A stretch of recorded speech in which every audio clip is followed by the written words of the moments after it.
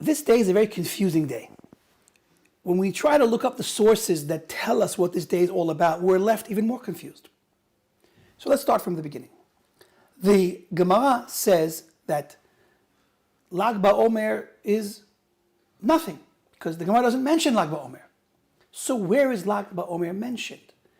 So it's not until much later that we become exposed to a concept, a custom to go to the gravesite of Rabbi Shimon Bar Yochai and celebrate on this day, the 33rd day of the Omer. This is in the time of the Rishonim. Discuss this minhag. Later on, we find in the time of the Arizal, which is simultaneously when the Bet Yosef, Rav Yosef Cairo, was in Tzfat, that he went through tremendous efforts to bring himself and his entire family to Miron to celebrate on Lag BaOmer. We find years later, after he moved to Israel, that he went again to celebrate at Miron for Lag BaOmer. His student, Rav Chaim Vital, actually writes the uniqueness and specialty of this day and even explains some ideas from Kabbalah to help us appreciate it. So what does Rav Chaim Vital explain? Rav Chaim Vital explains that this 33rd day of the Omer is a very special day because it's the day that the Jewish people, the students of Rabbi Akiva, stopped dying. And that's what seemingly on the surface is cause for celebration. This idea has a bit of a source, remes to it in the Midrash that talks about pros. The Lashon pros means a part of. And when the Gemara says that the students of Rabbi Akiva died between Pesach and Shavuot, so the Lashon there is pros, which teaches us that it's only a part of that time period. And so then there's a discussion, was it the first part, the second part? When exactly did they stop dying? Is it the 33rd? Is it the 34th? Well, the Ari, according to the Ari, it's actually the 33rd is a day that no one died, and therefore it's a day that there's some type of celebration. This point itself is very confusing because why should we celebrate merely because Jewish people stopped dying? 24,000 students already died. There were no students left to die, so we don't really call that any type of miracle or salvation. It's because they stopped dying because there were no more students left. So then, why do we celebrate? So it's not very clear to many. So what Rav Chaim Vital says there is that the reason we celebrate is in fact because today's the day, Lag BaOmer, that Rabbi Akiva went and found 5 new students. 5 students, one of them being Rabbi Shimon Bar Yochai, and gave them Smicha, and of course also began teaching them. And it is through these 5 special students, Rabbi Meir, Rabbi Shimon, Rabbi Elazar, Rabbi Yehuda, and one more, which I should actually have remembered. Anyway, these 5 students that are the source of all of the Torah Shabbat Peh that we have today, Estam Mishnah as Rabbi Meir, and so on.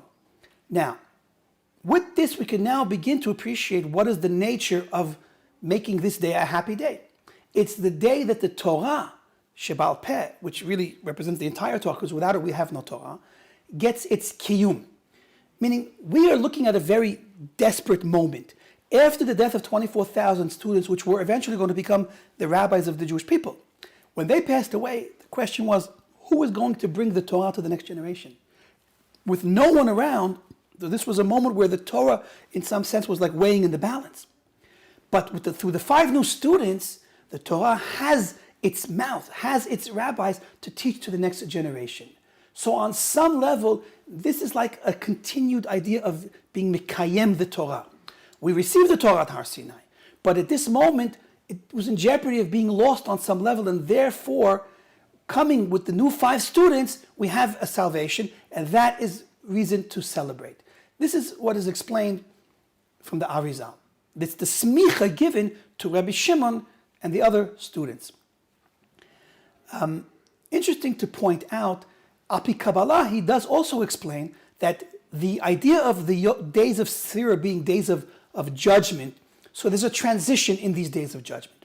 The beginning of the days of Sira are harsh judgment, and that is why the students of Rabbi Akiva died during these days of harsh judgment, because they had a flaw. On their high level of holiness, they had a flaw, and the judgment came at that particular time harsh, and they were held accountable.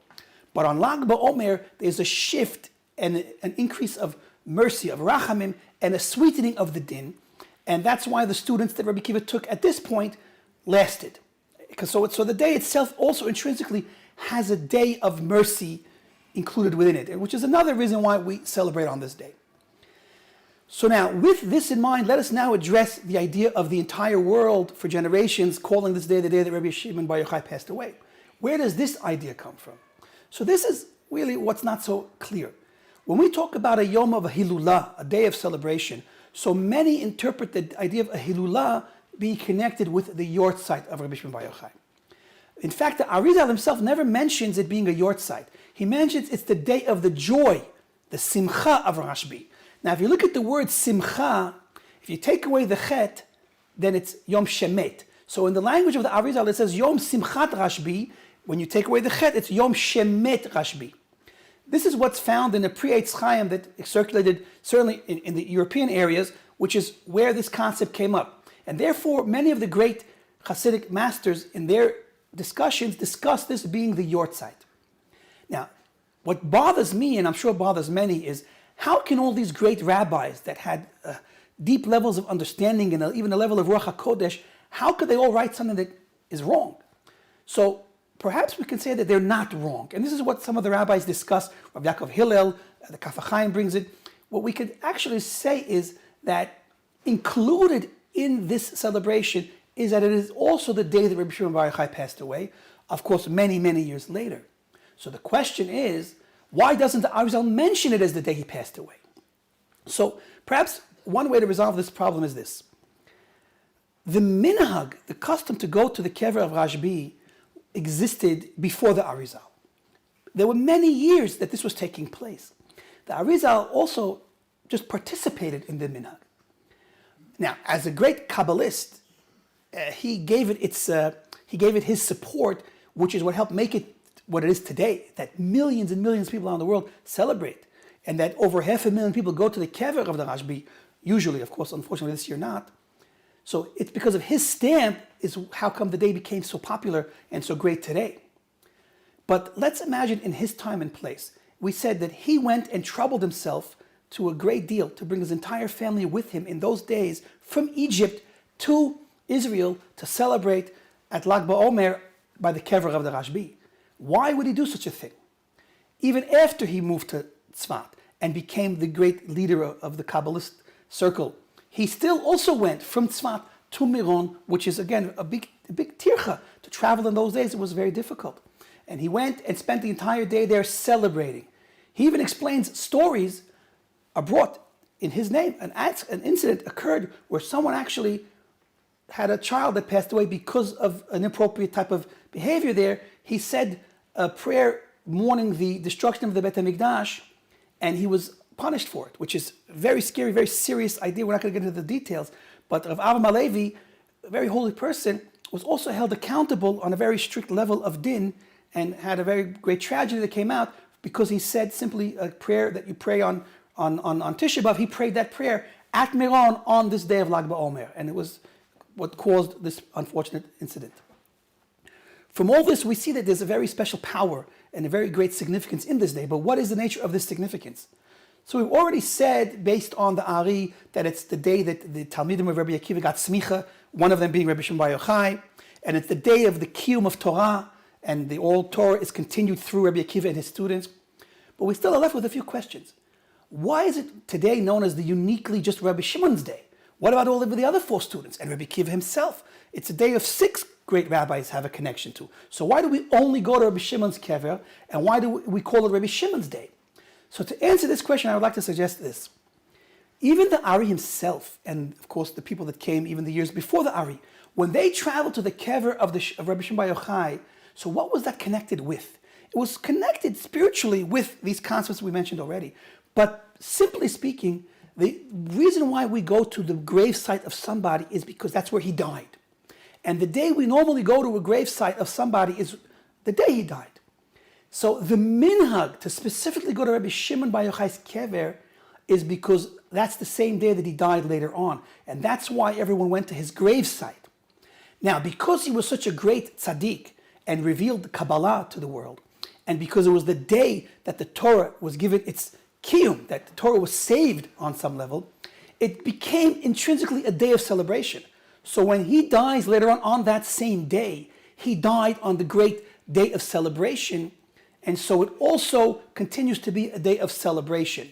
Not to mention that because Rabbi Shimon Bar Yochai reached such a high level of revealing the Torah of Kabbalah in his time, so he rose above in stature from that respect to all of the other rabbis. He is like the first Hasidic rebbe, the first Kabbalist to reveal Torah.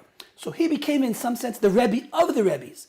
And we see that his words in the Zohar are much more authoritative than anyone else's. And even his own words in the Gemara don't have the same authority as his words in the Zohar.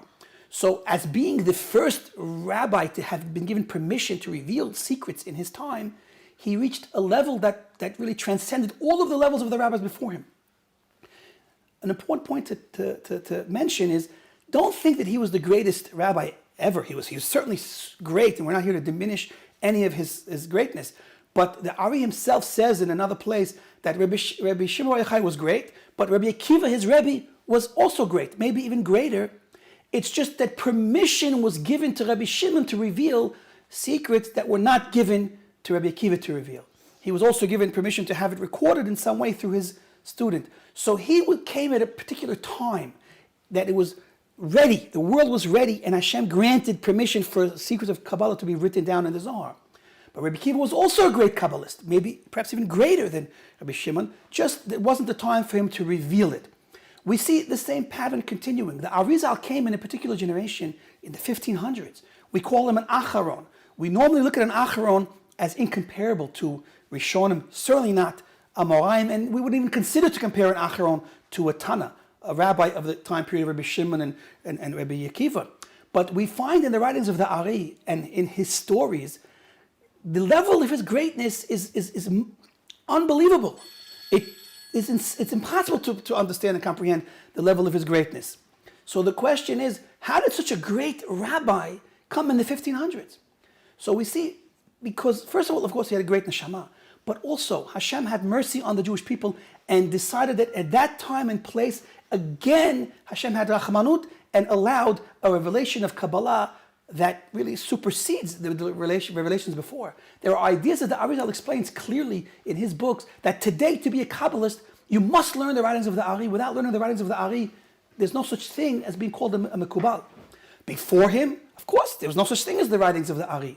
He received from Eliyahu Navi new secrets that were not revealed until his time, because of the great chesed of Hashem to have them revealed at that time. And this is the way things go in Torah. There is a time for certain revelations. We now are standing, Bezrat Hashem, close to the coming of Mashiach. So too, in this time period that we're living in now, and we hope to see soon, the revelation of Mashiach, and will bring also new insights, a new revelation, a new understanding of Torah. The Kabbalists explain that in the time of Mashiach, there'll be almost like a new Torah revealed. And the pshat, the simple understanding of that Torah, will be equal to the secrets of our Torah today. We are all going to become, Bezrat Hashem, big, wise people of Torah, knowing all of the deep secrets of Hashem's Torah. It's ours. It's our chelek. Hashem wants to give it to us. It just had to take time, many years of working on ourselves and fixing ourselves in the world to be ready, a vessel to receive these beautiful, deep secrets of Torah. And the more we work, the more we're ready. And after almost 6,000 years, Bezrat Hashem, we are very ready for these secrets to be revealed to us. May we merit speedily in our days the coming of Mashiach and a revelation of the secrets of Torah as we've never experienced them before. As it says, Torah chadasha mipihu. We're going to have a new Torah come in the time of Mashiach. Bezrat Hashem, may happen speedily in our days.